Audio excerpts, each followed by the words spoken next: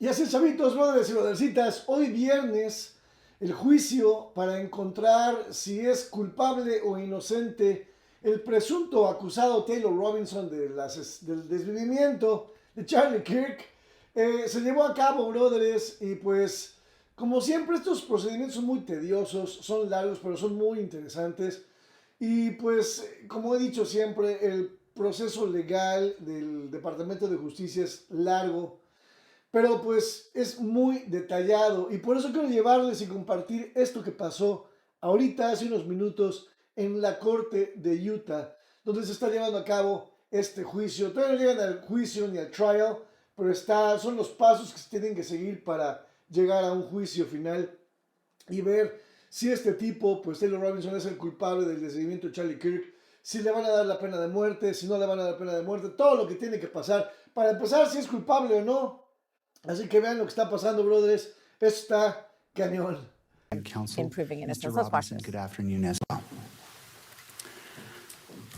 All right. Before we turn to the defense's motion, the court would like to address 4 preliminary matters. First, in regards to the transcript from the December 11th hearing. Counsel, I would appreciate your input regarding the transcript from the December hearing. The transcript has been designated as private, and copies are available to the parties. Consistent with the court's prior handling of the October 24th transcript, the court intends to release a redacted version of that transcript, but I want to get your input before making a decision.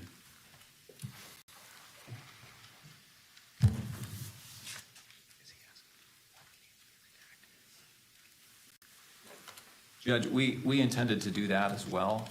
We haven't stipulated, we haven't come together to stipulate on a version of that transcript that should be redacted. We certainly can do that, and we're happy to do that. Thank you, Mr. McBride.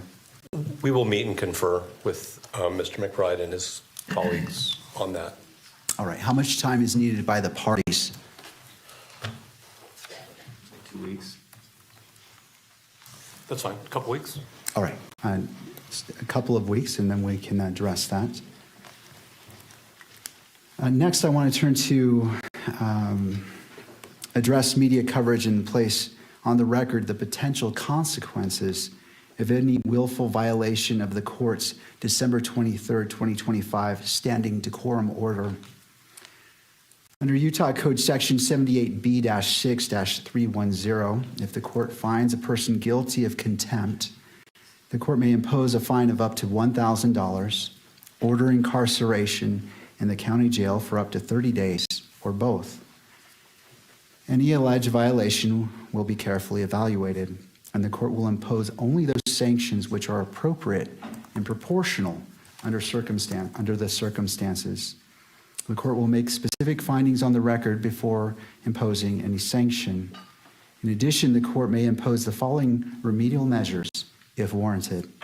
First, immediate suspension of video transmission of the hearing, with proceedings continuing on audio-only basis for the proceeding where the violation occurred, and disqualification, if necessary and narrowly tailored, of the news organization that filed the request in order for electronic media coverage of court proceedings for the hearing in which the violation occurred from providing pool camera operator services in this matter, where the court determines that such a measure is required to ensure compliance with the standing decorum order and to protect the rights of the parties.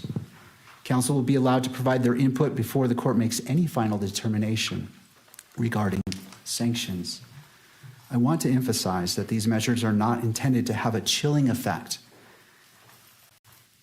on open and transparent courts or on responsible news gathering, and the court remains fully committed to the presumption of open proceedings under applicable rules. Rather, they're intended to protect the constitutional rights of all parties while preserving the integrity, openness, and fairness of these proceedings. Third, at this time, I wish to address the camera operator. Mr. Yulberg, if you wouldn't mind coming forward and standing at the lectern. And could you state your name for the record? John Uhlberg. Thank you, Mr. Uhlberg. It's not my intention to cause you any embarrassment or discomfort. I simply want to ensure that the guidelines for today's proceedings are clear. Mr. Uhlberg, during today's hearing, what is your primary role? To provide video coverage of the proceedings for the public. All right. Have you read the December 23rd, 2025 Standing Decorum Order? Yes, sir. Do you understand the guidelines as they relate to your responsibilities today? I do. Do you need any additional time to review the December 23rd, 2025 Standing Decorum Order, or any time to reposition the camera to ensure full compliance with those guidelines? Do I need more time? I'm sorry, was that the question? Do you need more time to review the decorum order? And I'll pause there because that was a compound question. Sorry about that. No, I've read it, I fully understand it, I'm good to go. All right, to the second part, do you need any additional time to reposition the camera to ensure full compliance with those guidelines? No, I think we're in a good position now. All right. Mr. Uhlberg, do you anticipate any difficulties complying with the December 23rd, 2025 Standing Decorum Order? I do not anticipate any problems. All right, and is there anything that the court can clarify to assist you? No, I think we're good to go, sir. All right, thank you, Mr. Uhlberg. Thank you. Before I let you go, I'll turn to counsel based off the questions asked. Turn to you if you have any input or questions. Nothing from the state. Thank you. No, Your Honor. All right. All right. And the court, I appreciate your cooperation, and it's my hope that we all do our very best today together. Absolutely. Thank you. And finally, before we turn to the issue, the motion before the court, to the state, could you please provide a brief update on the status of discovery disclosure? Yes, Your Honor. I don't have the percentage of materials that we have that have been disclosed, but I think we're above 90% at this point. There still is discovery coming in. There are reports and so forth coming in from various entities. So I think we're moving expeditiously towards completing at least this initial batch of discovery. Of course, discovery will be ongoing probably for the duration of the proceeding, but we have provided nearly all of what we have to date. All right. And to defense, any input? Not at this time, Your Honor. Thank you, Ms. Nestor. All right. Thank you, counsel, for your patience as the court covered those preliminary issues. Let's turn to the defense's motion to disqualify the Utah County Attorney's Office. Ms. Nestor, or sorry, Mr. Novak. That's fine, Your Honor. That's okay. We actually have some preliminary things we want to discuss with respect to the posture of this motion. And I also think at some point the court needs to decide at what stage the hearing on this motion remains open and becomes closed. So I'm going to bear that in mind in terms of my preliminary statements, if I may.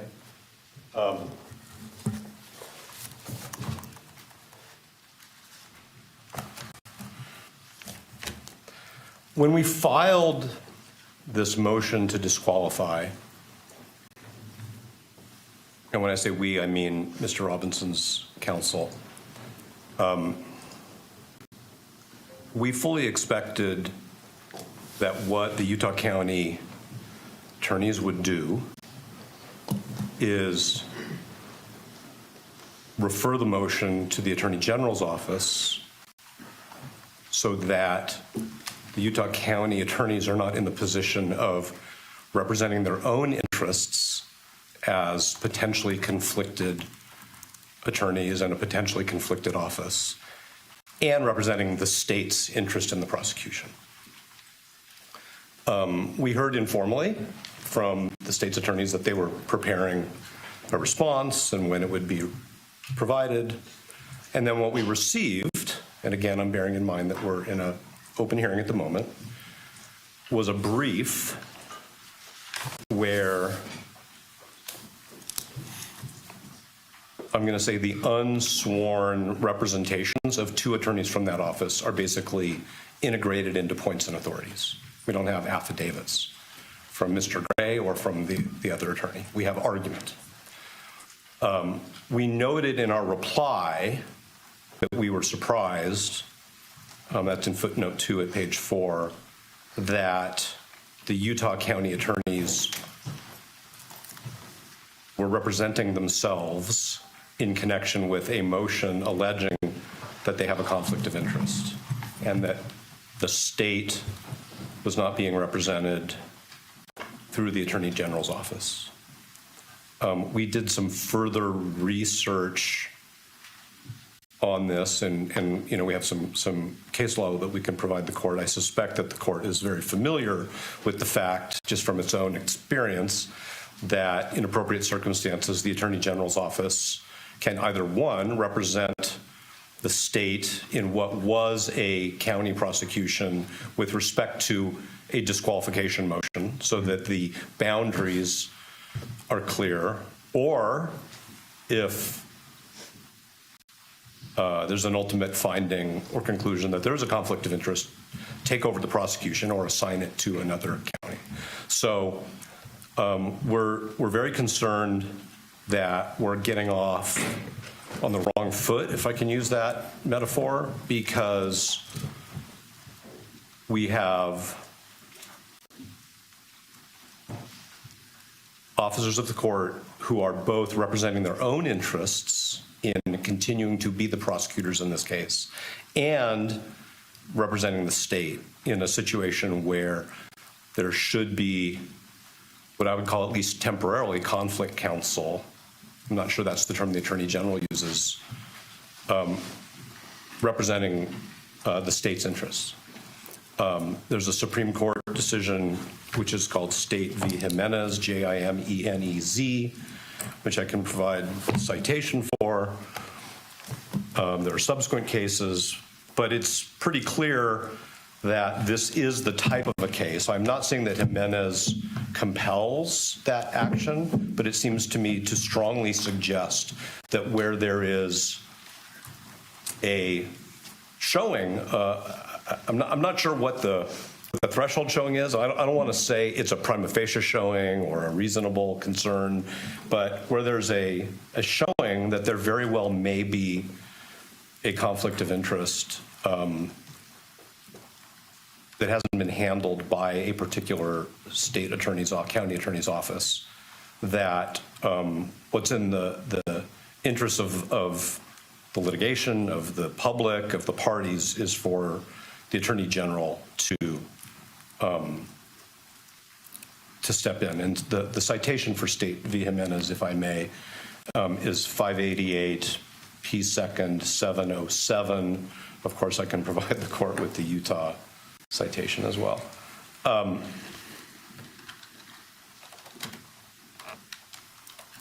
This court actually has the authority under that case, State v. Jimenez, to direct the Attorney General to step in, not for the entire case at this stage, that's not what we're saying is necessary, because that requires a finding of a conflict of interest, but to step in or to designate somebody to step in for the purposes of litigating that motion. Okay. And so we're very concerned that even going forward with an evidentiary hearing where members of the Utah County Attorney's Office are both litigating as representatives of the state in a prosecution and essentially defending their own propriety of proceeding in this prosecution is problematic. As far as being prepared, we're of course prepared to go forward with an evidentiary hearing, but we think that it's improvident, and we think that what the court should do, if the Utah County attorneys have not or don't, if given the opportunity, do this on their own, is that the court should designate the Attorney General's office for the purpose of litigating this motion. The court might ask, hypothetically, the question, has the Utah County Attorney's Office conferred with the Attorney General about this particular question? And we are not in the dark because, as Ms. Nestor will tell the court, as an officer of the court, she's spoken with the Attorney General's office and they have not been consulted about this. Okay? So this is a motion to disqualify a county attorney's office based on what we believe is a material, significant conflict of interest that it's clear they haven't even tried to address by way of a screening, which of course is a term of art, because their position is no screening was necessary. We're not even here to discuss whether the way in which a particular attorney was screened off was adequate. Their position, as their own advocates, is we've already decided no screening is necessary. So we've been told by the Attorney General's office, Ms. Nestor can represent to the court exactly what she was told, but basically that there has not been consultation. And while that is Mr. Gray's prerogative, we think it's wrong, and we think that this court needs to exercise its authority to intervene and say, in this case, for this kind of a motion,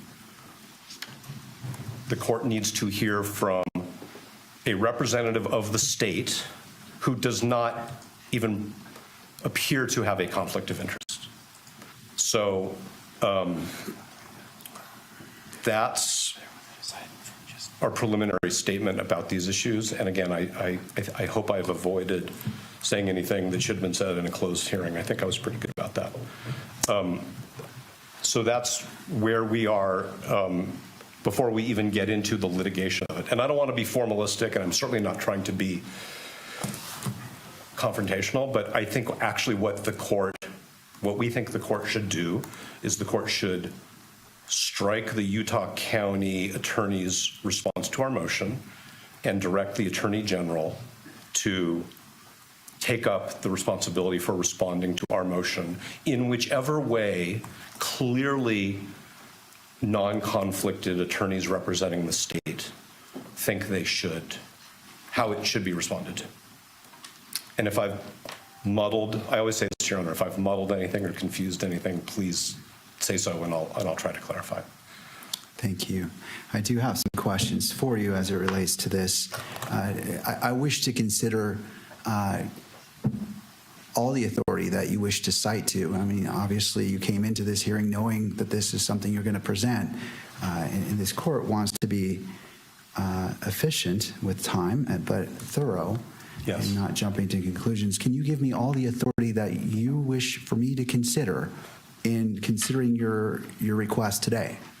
Yes, and I think what we could also do, which maybe would be more helpful to the court, is that we could file a short brief on this particular issue, because I will acknowledge that while we were surprised that the brief was filed by the same lawyers who are alleged to have this conflict of interest, it took us a little bit of time and we wanted to get that filed in time for today's hearing because the court had set the hearing. It took us a little bit of time to think through these issues. So there are Utah authorities, there are authorities from other jurisdictions, there are also ABA guidelines on the prosecutorial function, which we think strongly suggest that there should have been what I'll just call a referral to the Attorney General's office for this particular motion.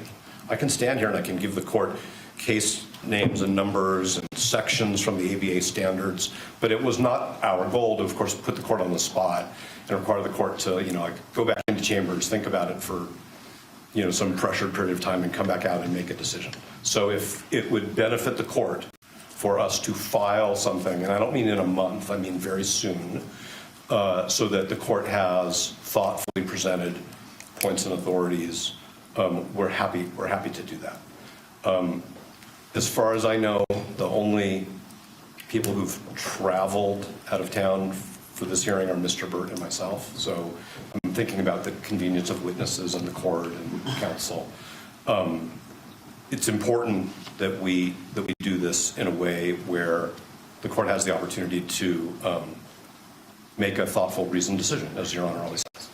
So that would be our proposal, is that if the court is open to receiving authorities that we recess this hearing for, or, you know, whatever meets the court's schedule, whether it's a week or 2 weeks or a few days, and we can provide the court with something, and we'll come back.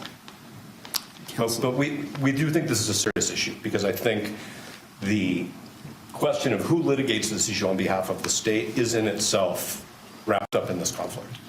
And we want everybody to get this right. Thank you. Once.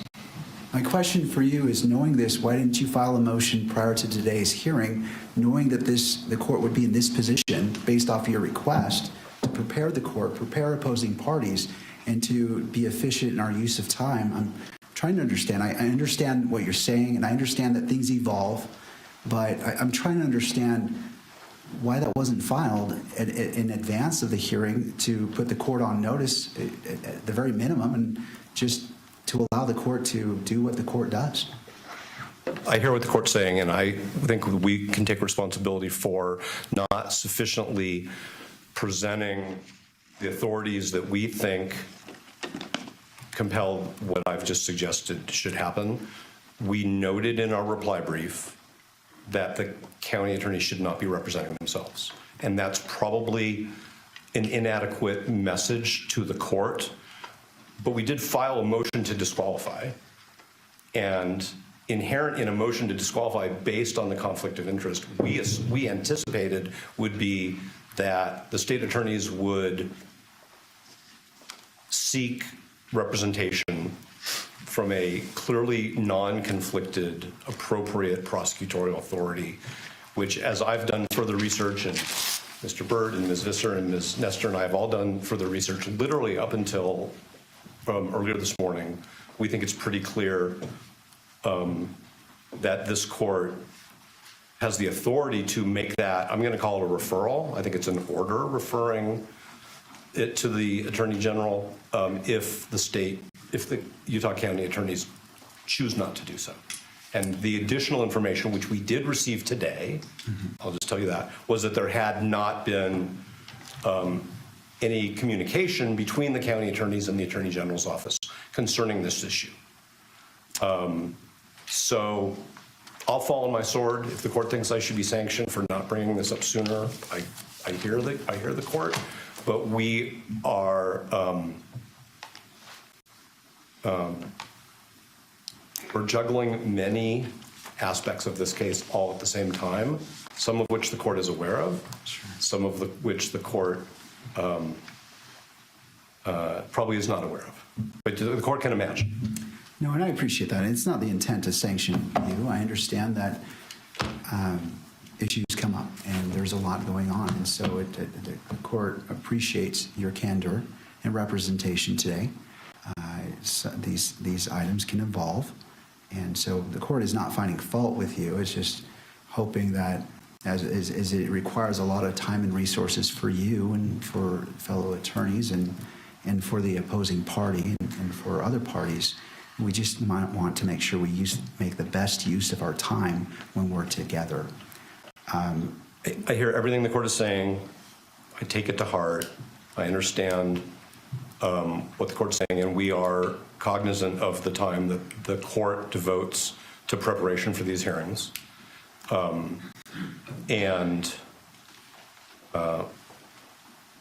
that's all I can really say. Sure. And also for Mr. Robinson himself and the victim representative, Ms. Kirk, as well. We just want to do our best, and I understand, and I'm not finding fault with you, sir, or your team. We've all been in court. We all know what happened, so I understand. I'll turn to the state. Oh, and I'm sorry. Is there anything further that you wish to represent? No, I could provide the court with more citations, but I'm just wondering if that's really the best way to give the court a list of verbal citations. I think with all consideration for, and we probably have, with all consideration for the fact that the court wants to be thorough and careful, and we do as well. We don't want to shoot from the hip, but I think that we just decided that this was something that we needed to bring to the court's attention in a much more fulsome way once we understood not only the way this was developing, but, frankly, the way the Utah Supreme Court, the ABA guidelines, courts of appeal subsequent to State v. Jimenez, and, the information that we received today from the Attorney General's office, which isn't a secret. It's just we had a conversation and we learned that there hadn't been any consultation. If there had been consultation and the Attorney General had said, no, we think you're good to go, then that would be different. And that's what we learned this morning. All right. Well, I'll go ahead and take those authorities right now if you'd like to list them. Court is ready. So the second one would be State v. Robertson, and that is also a Utah case, 886 P. 2nd 85. There's the ABA prosecution standards. I would refer the court to section 3.1.7 and 3.2.5. And those are, I think, the places to start. Is there any Utah rule on point that addresses this issue? So the case of State v. Jimenez, which I referred to, which is the Supreme Court, does actually cite a statute. Okay. Anything further that you wish for this court to consider at this point in the proceeding as it relates to this issue? No, and depending upon the statements of counsel, we may have some response if the court permits it. Of course. Thank you. Turning to the state, Mr. Gray.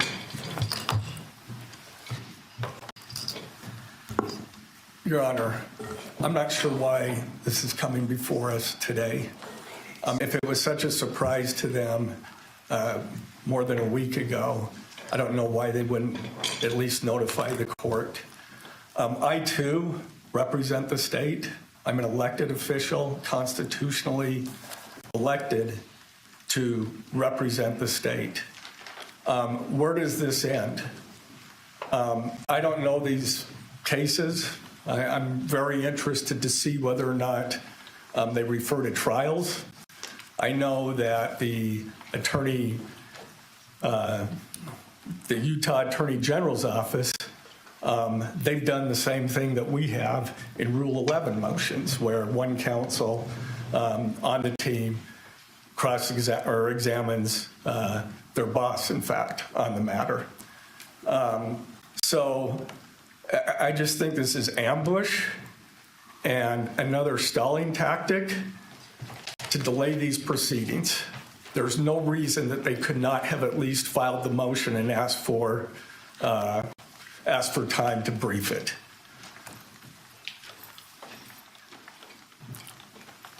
And where does it end? Do we get to respond to their motion to have the Attorney General's office respond, or does the Attorney General's office have to respond to that one too? I'm not, well, anyway, I've stated my, it should have been done far earlier if that was their case, if that was their claim. And if I could just turn the time over to Ryan in case he has something else. Thank you, Mr. Gray. Yeah, Mr. McBride. And excuse me, this is, we're tag teaming this somewhat because it's a surprise to us as it is to the court. But in the 5 minutes I've had to read Robertson and Jimenez, which could have been provided to me before this hearing, it looks like those cases don't stand for conflict of interest cases. They're actually, does the Attorney General's office have authority to prosecute cases that occur within a prosecution district or county attorney's jurisdiction? And the answer is yes. It's not about taking conflicts. From the few minutes I've had to read those cases, I do want to state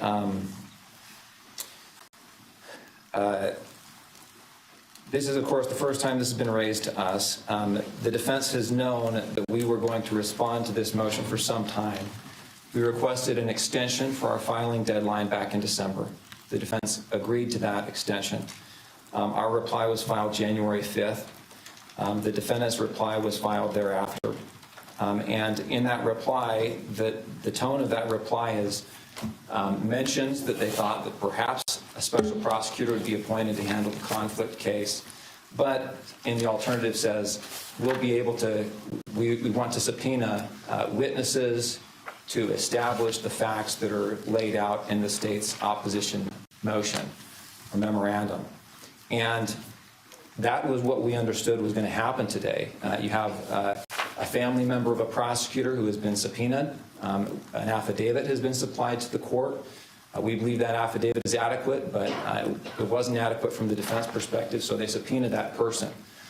Prosecutors have been subpoenaed for today's hearing.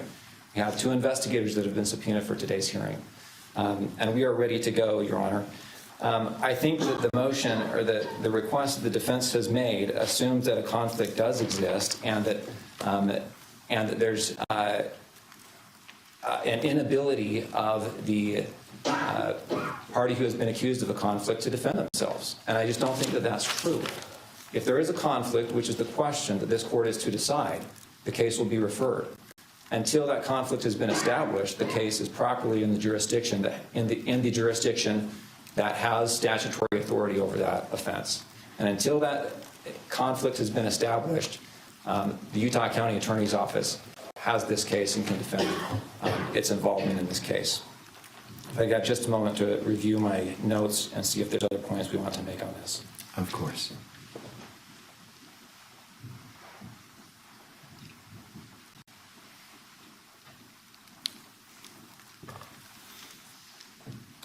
There is one other point I wanted to make, which is the idea that the case would be referred, that alleging a conflict would cause a special prosecutor to be appointed. That really assumes that there is a conflict, and until that conflict has been established, there is no duty for the case to be referred to another jurisdiction or another special prosecutor to handle. And it raises some of the issues that have been brought up in some of the case law regarding creating or alleging conflicts. There's a lot of case law that talks about how it can be a tactic to try and remove cases from one prosecutor's authority to find a more lenient prosecutor, find a more favorable prosecuting authority that's not going to seek, for example, in this case, the death penalty. And there's a lot of case law that talks about you can't call opposing counsel as a witness in a case unless they're absolutely necessary. And the reason is because it can be a forum shopping effort. And we're concerned with that same kind of motivation or tactic that could be used in this case or other cases like it. Anytime you, as opposing counsel, you don't like the offer you're getting, the way the prosecution is being handled, you allege a conflict of interest, and all of a sudden the county attorney's office has to spend $10,000 to hire a special prosecutor just to handle that one issue, regardless of whether or not it's supported or whether or not a conflict exists. That's a concern we have. Your Honor, we're ready to go forward today. We think the evidence that will be presented today will illuminate the issues adequate that Your Honor can make a decision about whether or not a conflict exists, and we don't need to delay this proceeding any further. We're confident the court will see the facts as they are and be able to make that determination. Mr. McBride, so the motion has been made by defense to continue this hearing to allow the filing of a motion addressing more fully this issue. And to that request, what is the state's reply? We object to that motion to continue or to strike. We ask the court to go forward today. We think the motion is untimely. The prosecution has subpoenaed witnesses, and every delay that happens, the witnesses that we have now family members of the prosecution being subpoenaed. These people are ready to move forward and get this out of the way. The longer we delay this, the more anxiety that this procedure has. All right. Thank you, Mr. McBride. To defense, any response? Yes, Your Honor. Thank you. First, I want to say this is not about seeking a lenient prosecutor. This is not about tactics at all. And it was actually the county attorney's office who informed us back in October that there was a family member of a prosecutor who was present at Utah Valley University at the Charlie Kirk rally and experienced and witnessed certain things. We didn't make this up out of whole cloth. We didn't grab onto some piece of discovery and say, a wedge, a tactic.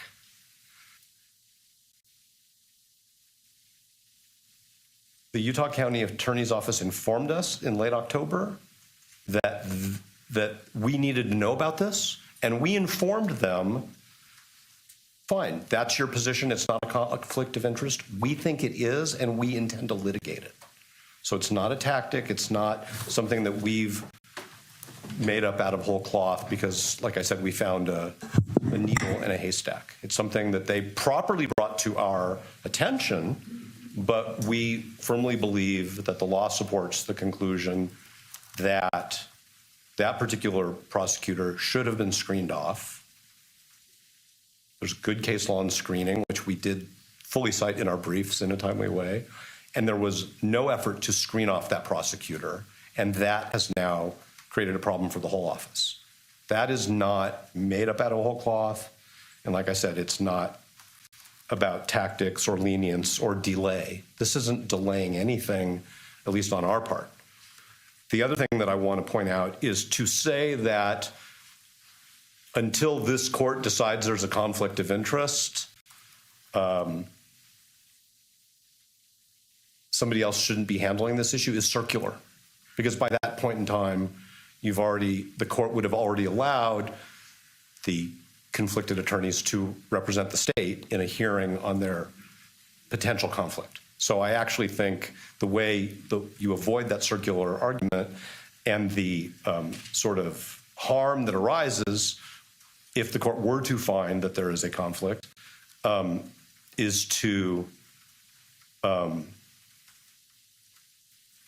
at least temporarily have the Attorney General's office handle this. Yes, Mr. Gray is an elected official, but that doesn't mean that his office doesn't have a conflict of interest. Conflict of interests arise. A judicial officer decides to become a prosecutor. A prosecutor decides to become a judicial officer. That's actually where most of the case law comes from, as Your Honor knows. A defense attorney changes careers and becomes a prosecutor. There has to be a screening. The case law is very clear that the screening has to be adequate. There's been no screening here because Mr. Gray decided we don't think there's a conflict of interest. And what we're saying is it's not a needle in a haystack. It's not a tactic. It's not a fiction. It's not a thin reed. The evidence that the court has suggests, number one, that there's a very good possibility that as a legal matter there's a conflict of interest. That's why we need to have an evidentiary hearing, because the court doesn't have all the facts. And number two, that the Utah County Attorney's Office, because they decided early on, without consulting with anybody, that they didn't have a conflict of interest, didn't put any screening mechanisms in place.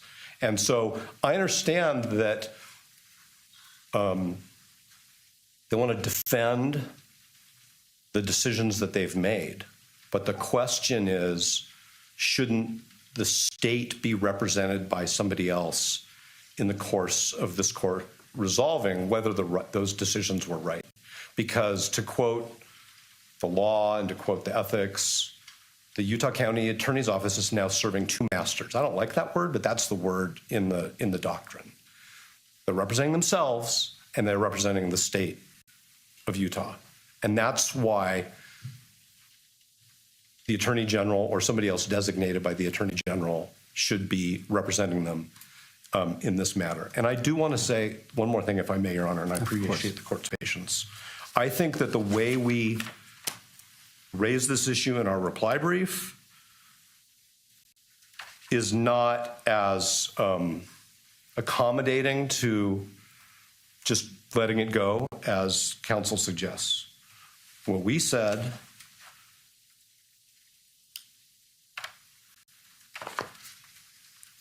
is we asked the question is whether it is even appropriate for the UCAO to litigate this issue on its own behalf. While the UCAO may have provided this court with the information that it has deemed relevant to this issue, The scope of the disclosures and litigation of this motion should have been assigned to another state agency, such as the Attorney General. We didn't suggest that this court should appoint a special prosecutor for all purposes, or that the filing of this motion means that the Utah County Attorney's Office is automatically disqualified from the litigation. That's the point of the motion, is whether they had a conflict of interest, and if they did, whether they handled it. And it's our position correctly, and it's our position that the answer is yes and no. So I understand there are witnesses here, people are ready to go. We think that the court should either accept briefing or agree with us that the referral is appropriate. And I want to cite, if I may, the citation by the Supreme Court in Jimenez. So this is 588 P. 2nd. It's 707, but this is at 708. This is the statute quoted by the Supreme Court. If at any time after investigation by and a finding and a recommendation from the district judge involved that the county attorney in any county is unable to satisfactorily and adequately perform his duties in prosecuting a criminal case without additional legal assistance, the Attorney General shall provide such assistance. That's very broad. What that means in this case is it's inappropriate for the Utah County Attorney's Office to represent itself when it is also representing the state. And that for this motion, this court has the discretion, we would say, respectfully, the obligation to designate the Attorney General to represent the state, the people of the state of Utah, in this motion. And depending upon how the court rules on the motion, then we have to see what happens next. So is it your position that the court has discretion to make that decision?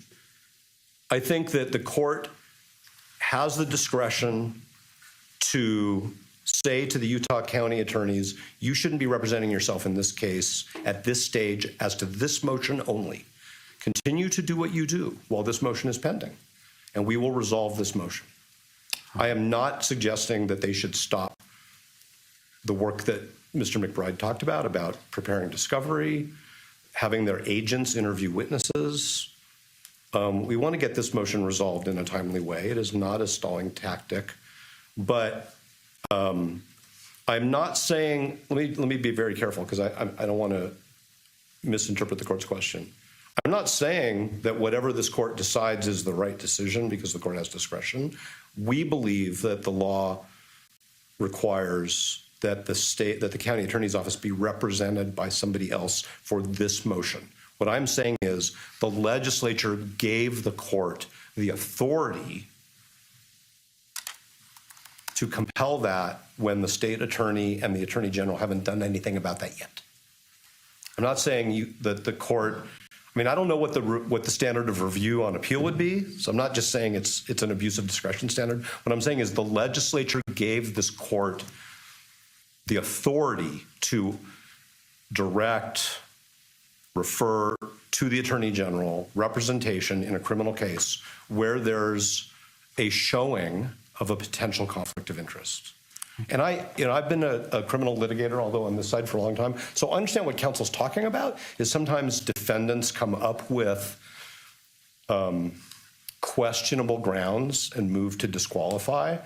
And I don't think that that's a finding that the court can make in this case. It was actually, as I said before, the Utah County attorneys who were concerned about this enough that they brought it to our attention. We have profound disagreements about the significance of the conflict and the way it was handled. Okay? Right. And otherwise, I think I would be repeating myself if I said anything more without answering a direct question. All right. I just have a brief question. Do you have your witnesses here today? All the witnesses are here. We have no problem as a pragmatic issue going forward. Our witnesses are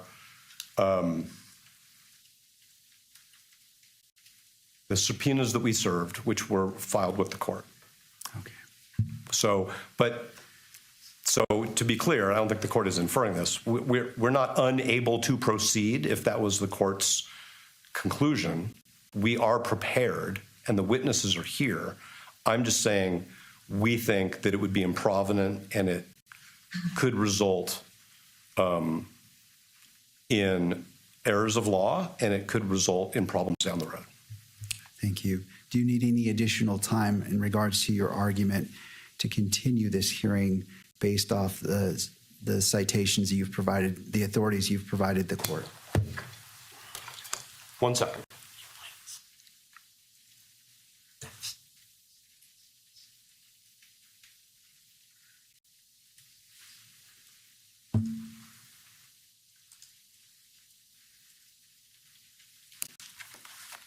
No, thank you. All right, thank you. What this court intends to do is, this is an important issue, and I realize the totality of what's been presented. And my question in regards to your witnesses is, it was informatory. I just wanted to see if depending on what the court rules, if the parties, I don't want to disadvantage either party in that. So this is an important issue, and this court wishes to take a brief recess. I want to look at what's been provided and make see where the court needs to go.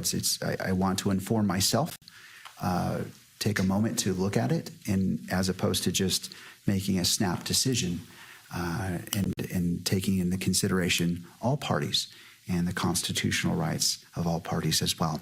With that, we will be in a brief recess. I always hesitate to give a time because sometimes we'll be here.